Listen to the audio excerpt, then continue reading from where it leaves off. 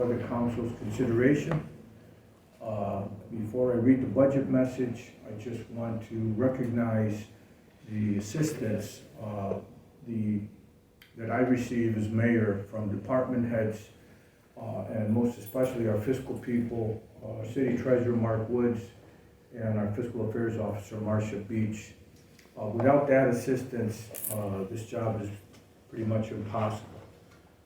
But I want to thank the department heads across the city departments for their help, the input that I get. Over the past 8 years, I've learned a lot about all the divisions in each department, and it's helped me to come to decisions in creating the budget. My first year, I really needed to sit down with the department heads and understand their needs. This year was a little different. We needed to make some cuts in expenses. We went through each line, across each division, across all departments.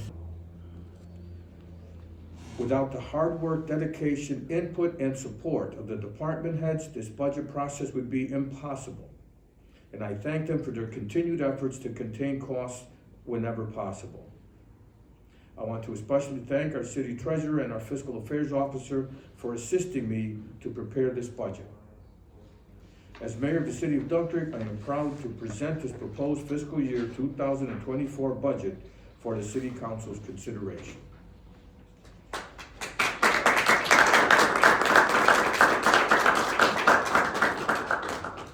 At this time, I will open it up for questions. Yes, sir, I have one. You said you didn't want to cut services. Was there any, did you look at cutting any other expenditures such as employees or anything else or side services? That's a very good question, and I'm glad you've asked that. So, since I came into office, we have eliminated positions. We have made many cuts in expenses. We have cut overtime lines. We have made changes that help the city to work more cost effectively. We did look at all the positions, and I believe that all the positions that are budgeted for are truly needed in city government.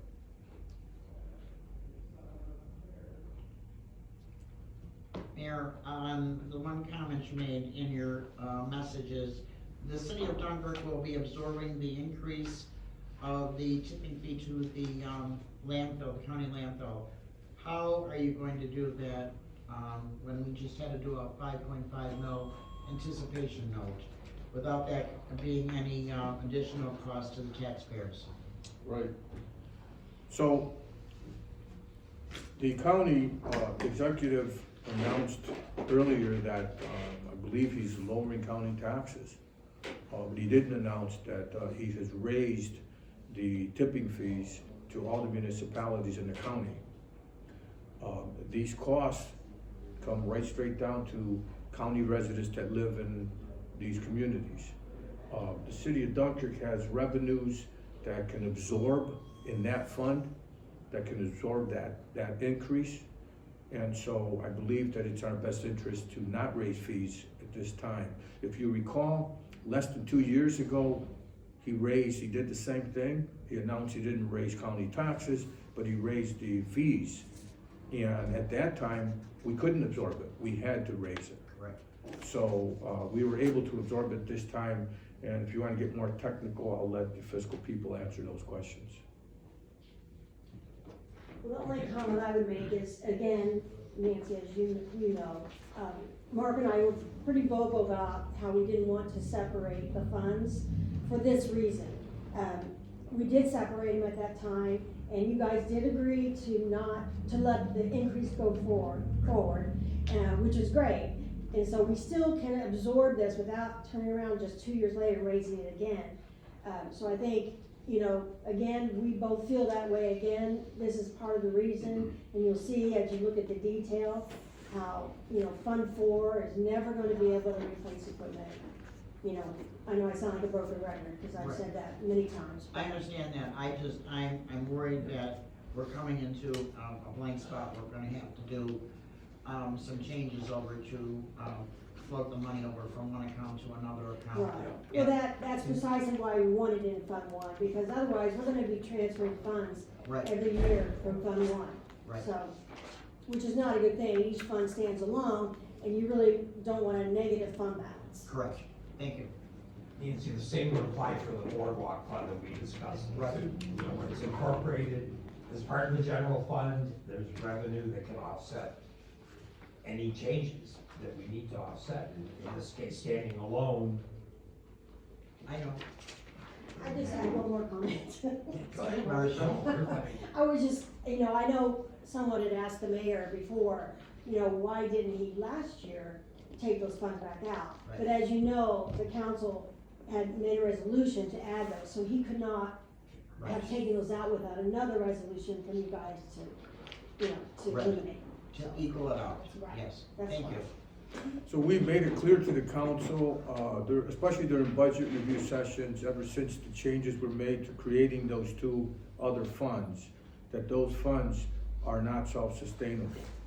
However, by law, when the mayor presents his budget, it has to be, the revenues have to equal the expenses. So my budget comes as a balanced budget, but I've told the council plenty of times, and I'll reiterate it one more time here publicly, that those two funds that were created a couple of years ago are not self-sustaining. Fund One, our general fund, will have to cover expenses there. It's unrealistic to believe that the boardwalk can actually have enough revenues to take care of itself. So again, I say it again so that people know, this is my last budget. There are 3 months to go, and I won't be around anymore, but I just want the public to know in the record to show that I have warned that in the future, this will be an issue that will cause taxpayers to have to do a capital loan to do things like put in a new porch over there at the boardwalk, which at some point is going to be needed. Right. So I encourage the council to please make that change and put it back to where it was, because if you don't, taxpayers will be the ones hurting. Any other questions? Yeah, a couple questions. Number one, what do you feel was your biggest challenge in putting together this year's budget? There were many challenges, Greg. I can't emphasize one more than the other. In my opinion, the city is growing in different areas.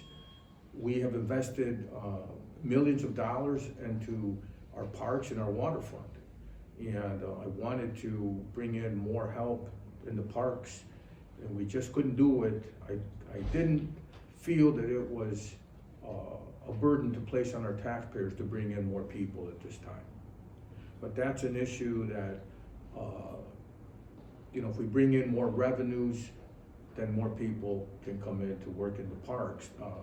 We like to see things looking good, looking beautiful, and it takes, staff members to take care of things like that. So that's an issue that we'll have to deal with. We do hire part-timers, and some of those part-timers help out greatly, but eventually more staff members will have to be hired. Okay, and my second question was, any change to the water or sewer rates? No change to the water rates. The only changes that we are proposing are to the North County Water District, and that is per the contract. So those rates will be going up. So there should be an increase in revenues relative to the North County Water District revenues that come in. But the water rates to our city customers are not going up, and sewer rates are not going up either. Okay, thank you.